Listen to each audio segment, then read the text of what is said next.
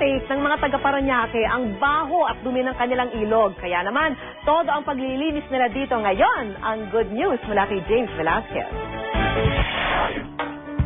Ilog ng basura. Ganito ang itsura ng Parañaque River noon. Kaya naman kalagitnaan ng nakaraang taon, sinimula na ang paglilinis ito sa pamamagitan ng dredging machine, isang makinarya na naghuhukay sa mga naipong basura at burak sa ilalim ng ilog.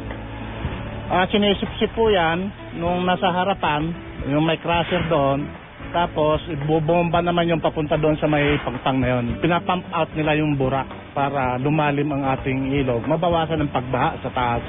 Ang Parañaque ang kauna-unahang lungsod sa Metro Manila na nagkaroon ng ganitong klaseng makinarya na binili pa nila sa Amerika. Ayon sa Department of Environment and Natural Resources o DENR, isa ang Parañaque River sa 4 na pinakamaruruming ilog sa Mega Manila. Kaya hindi raw titigil ang lungsod sa pagsasaayos ito.